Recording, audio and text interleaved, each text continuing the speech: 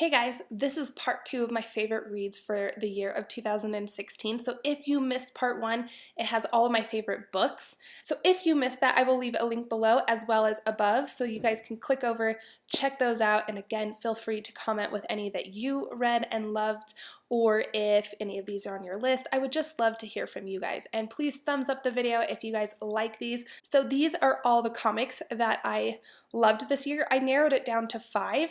In my book one, pretty much all 10 of those ended up being reads that were my favorites through the halfway point of the year. So apparently the first half of my year was super strong and had all my favorites. And the second half, not that I didn't have any favorites, but they just weren't ones that really resonated and stuck with me like those beginning ones did. So I kind of went that route with the comics. However, some of these did surprise me that they ended up making it to the top 5. Some are series and some are just individual trades. So let's jump into it.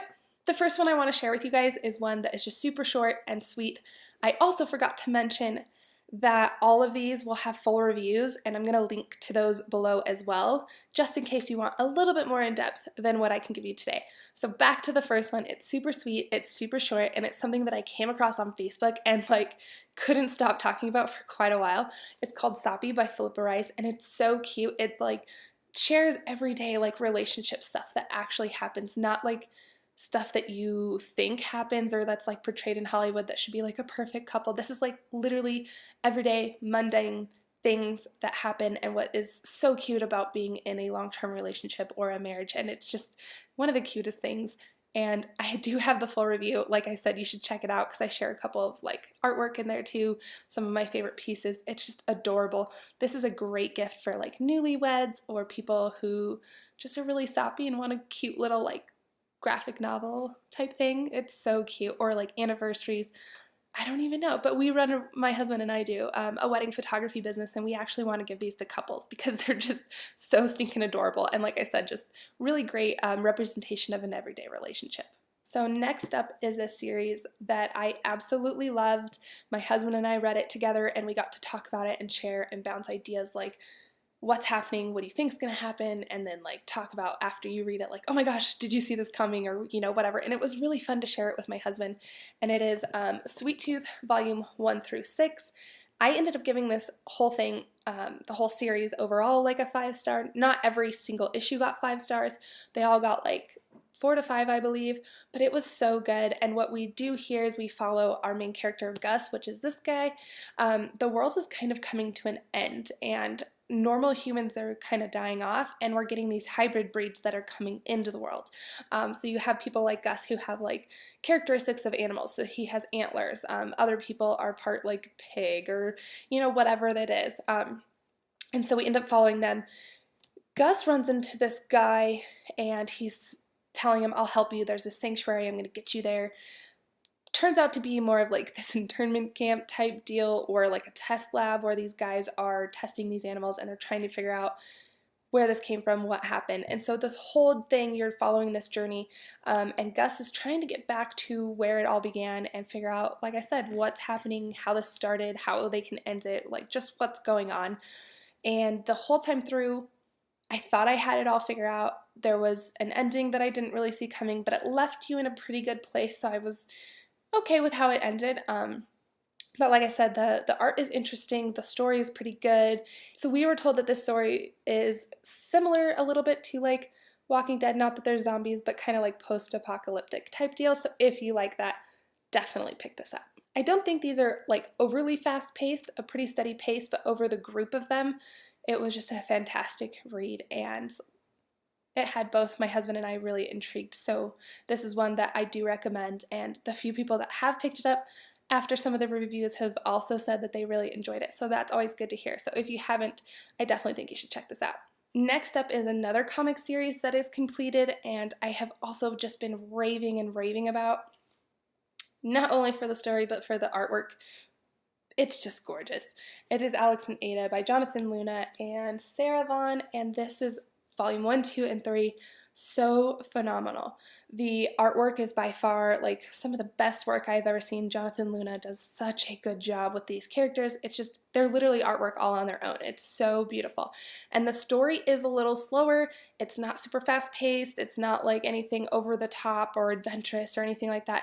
But we follow our character Alex and his grandma ends up gifting him this artificial intelligent, or AI, like robot, and her name is Ada. He at first doesn't want her, then decides, okay, it might be kind of nice to have a friend, since he was kind of feeling lonely and just went through the same motions every day. So once he kind of started getting her, he started to open back up and do more things and hang out with friends, and so it was cool to see his character start to evolve and learn to care again after being like heartbroken.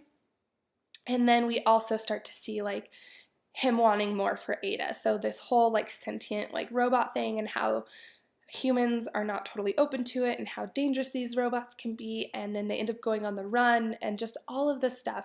And the ending I didn't quite agree with. I really thought like the second to last comic like issue was how I originally intended, not I intended, but how I thought it was going to end, and it didn't. It took it another step further and had something that I wasn't quite thrilled with, kind of like with Sweet Tooth, but I was okay with it like the more I thought about it, and I think overall this whole series got a 5-star from me as well. I just thought that it was really beautiful and just very moving. If you guys like some sci-fi type stuff and a little bit of a contemporary-ish romance type thing, futuristic maybe, check this out. My second to last one is Saga, and this is volume 1. It's all I've read so far, but it definitely makes the top 5. It is so worth the hype. I cannot believe that I waited so long to pick this up, because it is just blowing me away. And we have 2 characters here who end up coming from different worlds, and they fall in love, and they have this kid, and their worlds are at war, so now they are on the run to be together, raise their kid, and just watching people come after them, and for them to keep escaping and getting away, and just showing that, you know, they can survive, and if they can't make it on their own, there ends up being a couple characters who really help set them apart and like get them, you know, away, and just, it's really cool so far, and I can't wait to get into the next volumes, because this one is just blowing me away. It's definitely like sci-fi, it's definitely like futuristic, but it's amazing, and the art is really cool too. So if you haven't picked this up, because I swear I was like the last one in the world, but if you haven't, pick it up. It's so stinking good. So the last comic that I'm going to share with you guys today is actually one of the very first comics that I have ever read. Actually, it is the first comic I have ever read. My husband was browsing for one, and I ended up seeing the spine of it, and it said Lady Killer, and I was like, what is this? I pulled it out. The cover is awesome, so I was like, I don't even care what this is about, like, I'm buying it. And I did, and it is so beautiful, and it is about this like 1950s, 1960s housewife who is doubling as a secret agent, or assassin, whatever you want to call her, and she is so awesome and just badass. And this whole thing, like, she does it with beauty and grace, and the coloring in this, I think it could have been so overly graphic and like gory, and the way that they handled the colors was amazing. Like, they don't use red for any of the blood, it's all black, but the red comes through with certain like anger and different emotions like that that really help portray what's, you know, the character is actually feeling, versus showing all this like gore. So I think it could have totally been done like overboard, but it was so beautiful, and just the fashion and the coloring and the graphics of this, and then again the story too, because it was a pretty well-rounded and quick pace and just kept you going. And I was so sad when it ended, and then I found out that they were doing a second part. So it was supposed to come out in spring, I believe, but I think the second volume is going to be out, I think it said like May 9th or something, so I definitely am going to be pre-ordering that and binging it as soon as it arrives, because this is one of my favorites to date.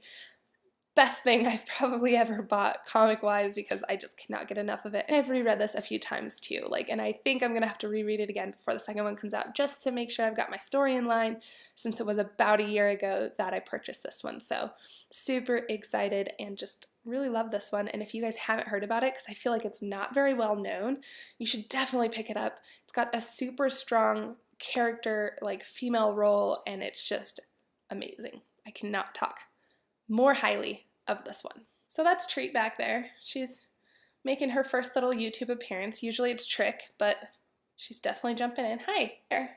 Hi.